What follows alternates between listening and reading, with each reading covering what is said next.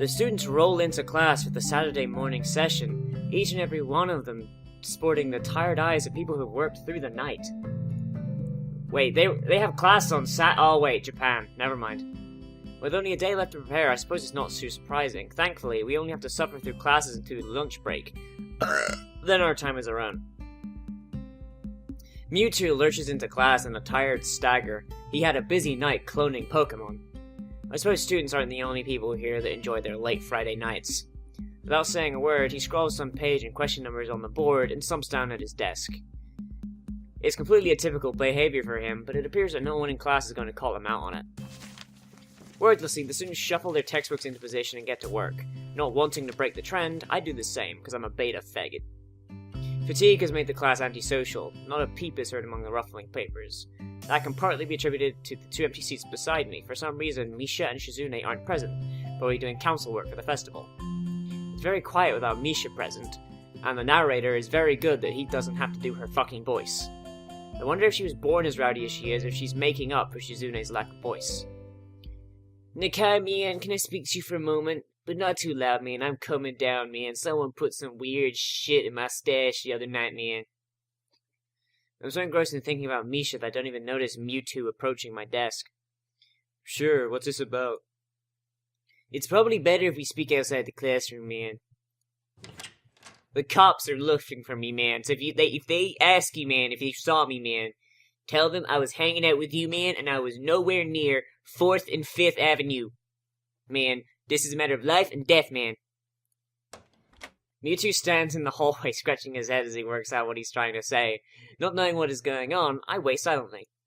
So tell me, man, how are things? Things? I expected Mewtwo to be a little vague, but this is pushing the limits. You know, things, man. You've had a week to settle in now, so how are things? You found a good dealer and everything, man? Fine, I guess. I see, and how is your condition? The pause before condition seemed a little unnecessary, you dick. I had a dry cough. I need to get a drink after I finish recording this. Haven't had any problems so far. A brief shimmer of relief passes across Mewtwo's face. Good, man. That's good. School nurse was a little concerned that you might have been pushing yourself a minute ago the nurse was threatening my life over not pushing myself. He asked me to keep an eye on you and he couldn't. That makes sense. I asked that you didn't blow us off so freely, though.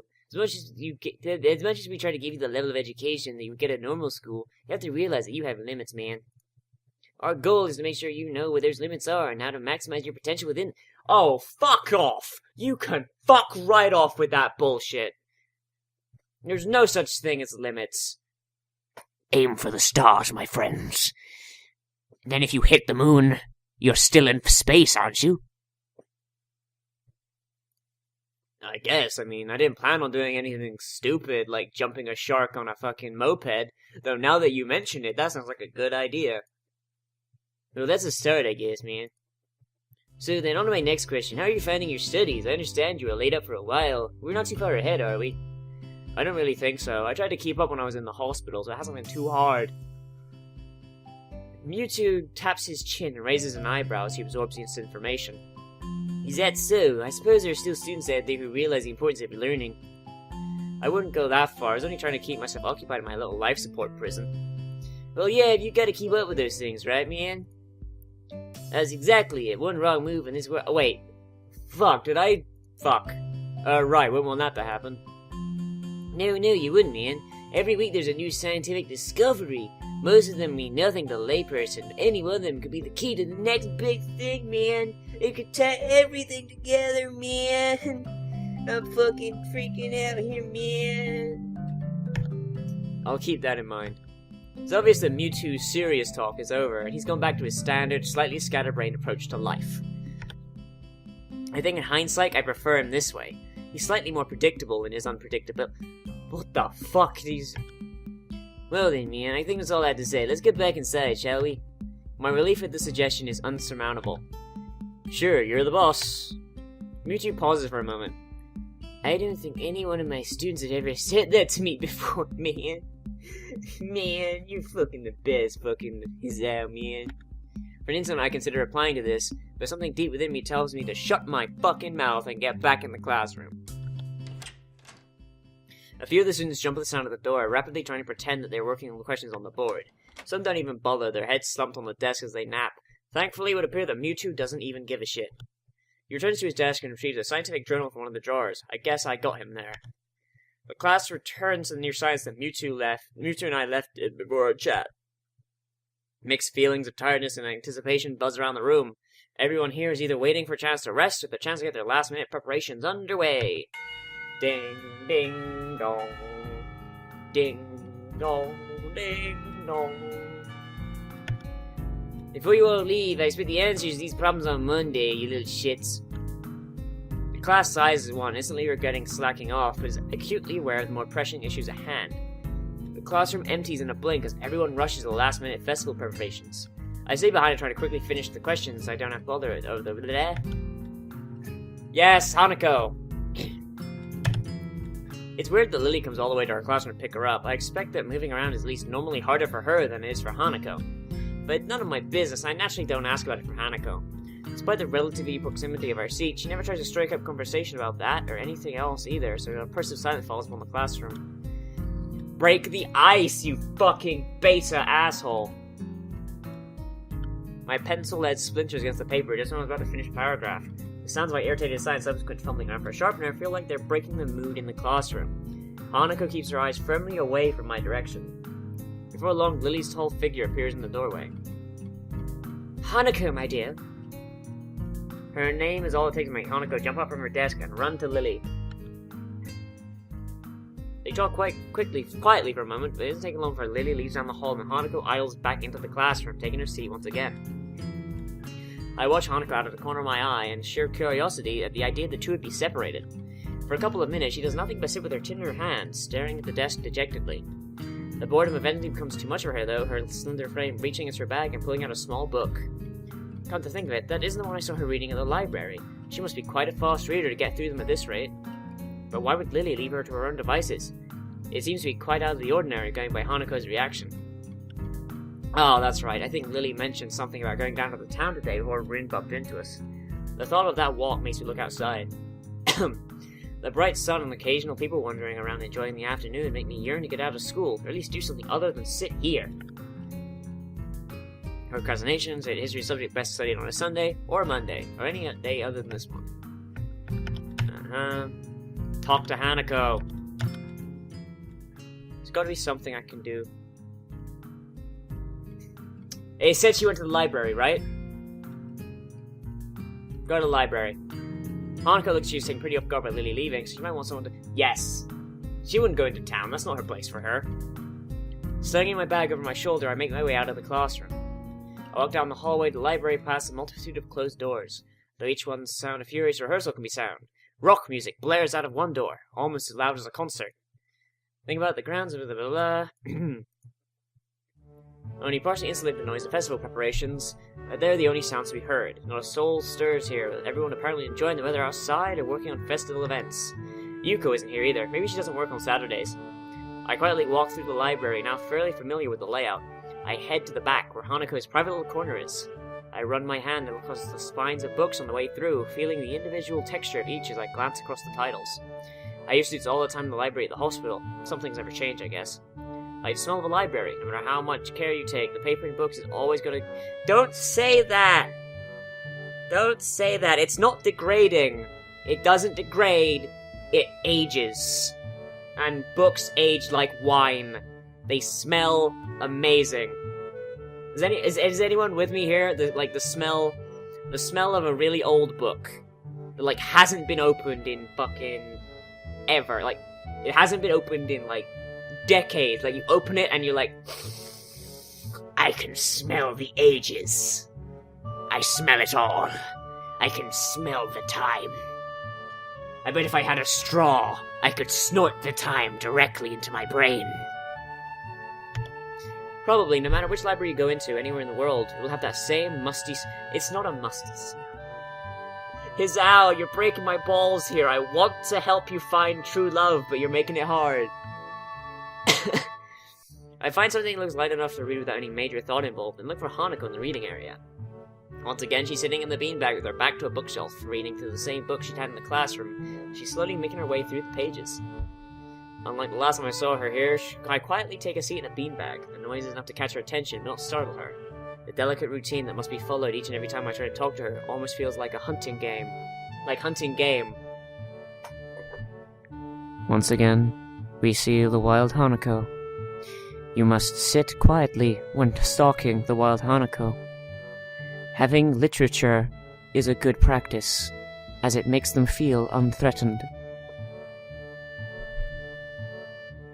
But if you make too much noise, they'll startle and run away.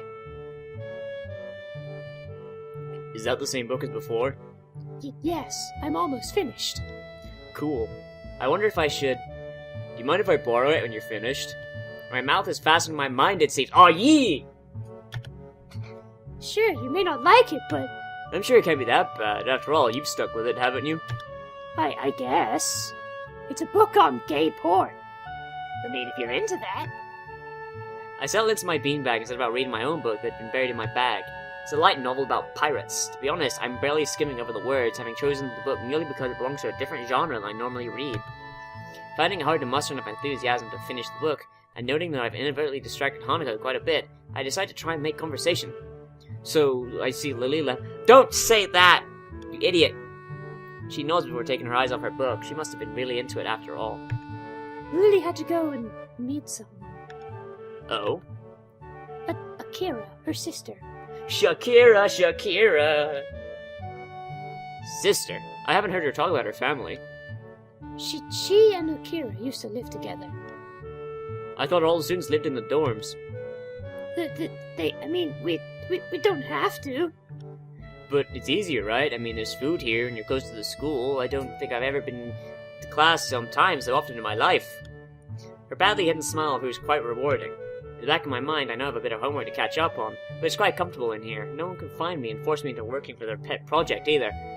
Hint, hint, nudge, nudge, Shizune, you fucking pushy bitch. Now that I'm thinking about the festival, another question comes up. Hey, Hanako, what are you doing for... Yes! Ask her on a date! For a split second, I think that Hanako is about to throw her book in the air from shock. Sorry? I was just asking what you're doing for the festival tomorrow. Anything planned? I don't know. Hanako answers in the way that people do when they don't want you to ask any more questions. I take it large crowds on loud music aren't really her thing. Oh, okay. Change the subject. So, what's Lily's sister like? Oh my fucking god! She's nice, she's pretty like Lily, but she dresses businesslike. Businesslike? She's always wearing a suit.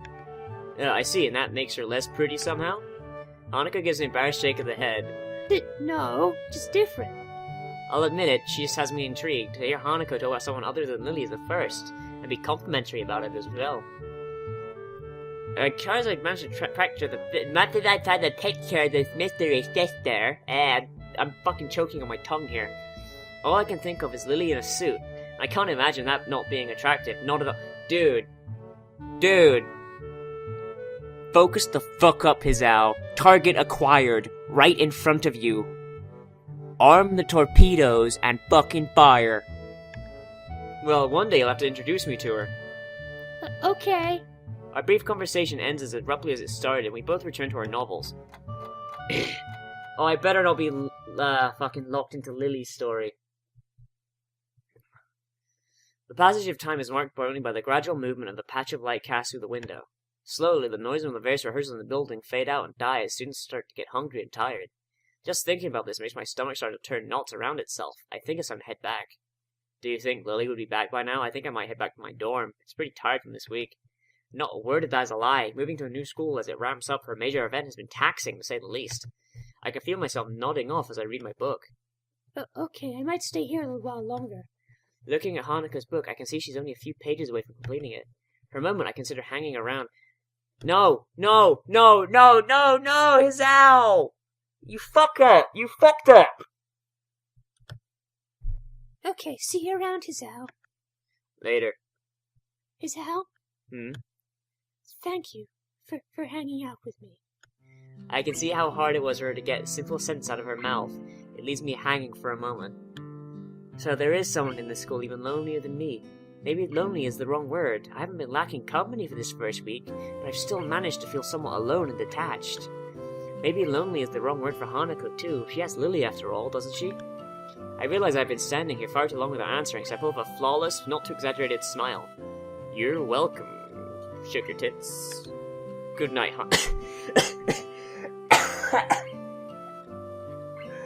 I seriously need a drink. Ah, God, 5 minutes. I can do 5 more minutes. Good night, Hanako. Night. I leave her to finish her book and head back to the dorms in the promise of food.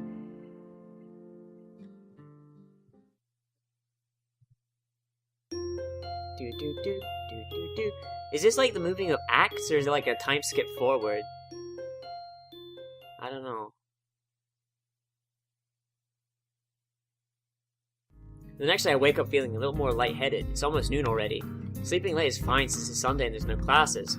Not just a Sunday though, but the fact you slept late! Oh my god, you're gonna die from not having your medicine. From my window I can always see some people with a soba booth? What the fuck's a soba booth? What is... I'm gonna utilize a bit of time travel here. Me from the future. Google soba booth and put a picture of it or something overlaid on the screen so I can see it. Oh, that's what it is. Thanks, future me. God, I love time travel. I throw back a handful of my morning meds and ponder how to spend the day. Unless, of course, future me didn't, and I'm actually lying, but... There'll be some few exams in the coming week, but I don't consider those as ominous as others. I'm not worried about them as I probably should be. With no urgent obligations regarding education, I should be free to spend the day at the festival as I like. Finishing my morning routine... No, we're not going to the festival, we're going wherever the fuck Hanako is. Passing by his door, I decide to see what Kenji's up to today out of impulse. I'm curious to see if he has any plans, since everyone is doing something. Then again, I can picture him having built a soundproof shelter in his room. Or possibly something like a fort, something complete with a no girls allowed sign. And with girls crossed out and body crudely scrawled.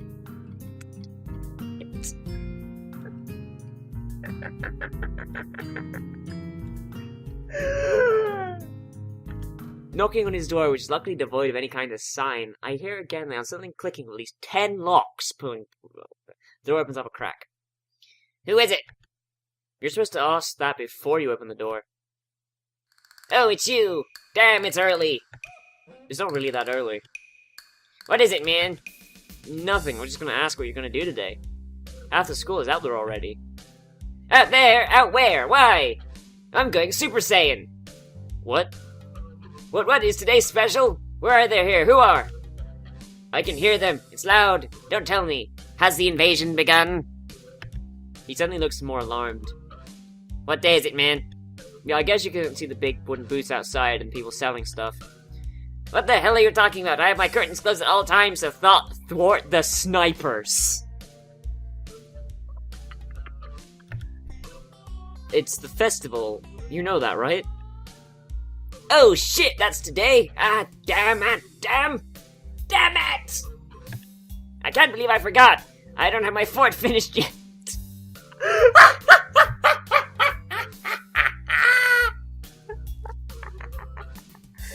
You probably forgot the no girls allowed sign. This is gonna be a very bad day. It's good you told me this, man. It's gonna be a bad day. Why? Oh man, they're gonna be everywhere. The people outside my window. Socializing! I haven't got my sniper rifle yet. Kenji rubs his temples nervously, suddenly looking very ill. It's going to be loud as hell. Damn, and I was going to go out today, but now it's ruined. Everything is ruined. Soiled it! Soiled it! Soiled it! Soiled it! This is awful. This sucks. This sucks. What the hell? This really sucks. I can't go anywhere now. There's nowhere to run. Kenji seems nervous. You could even say he's majorly freaking out. I can't believe this. So that's what today was. Damn, I couldn't even prepare. I couldn't even brace myself. The weather is even good. Today was really windy, and I thought today would be cold. It's not, though, so there's no reason to just stay inside. Yeah, you should check the festival out. Kenji groans and covers his face with his hands. Ah! No, I can't do it. They'll eat me alive out there. I know it. This has to be a joke, but he said it with such a straight face. Relatively straight. Since he's a faggot. What are you going to do? We should hang out in here. You can help me build my fort. We might still make it if we work together. And we can complete the formula! I don't know, I'm pretty hungry, so I thought I'd just get some food first and check out the attractions. Your class project seemed pretty cool, and I gave a hand with it, so I want to see at least that one, and chat with Lily, I guess. Speaking of that, don't you have any obligation for the project? Are you out of your mind? That blind broad is up to no good. I can feel it in my spleen. Her presence is like a dark shadow that's in the way of my great vision. As expected, a blind... Oh my fucking god! What the fuck, Kenji? You need to chill the fuck out and take your meds, bro. What? Besides, I thought that you were also... He held up his hand to interrupt me. Only legally. Metaphorically, I can see farther than any man before me has seen. I can see the Alpha and the Omega. And the formula. Kenji looked stoically at the metaphorical distance to emphasize his statement, thrusting his chin forward to look manlier. Actually, it's just the corridor wall 2 meters away, but it's all the same. I can see the future of mankind, and it's a dark one, unless the threat of woman is stifled. They are everywhere. He fingers his scarf nervously, faster and faster like he's trying to start a fire, and slowly begins to calm down once the panic attack finishes running its course. I'm going to have to find some place to hide in, a safe haven, then knock the lights out for myself so I don't have to experience this horrible day. I have the perfect thing for that! Don't go to the festival. Okay. Later, dude. The door slowly closed with a loud creak, and I don't know how to feel about what Kenji just said. Oh my god. Why? Why? Kenji. The fuck is wrong with you, bro? The fuck is wrong with you?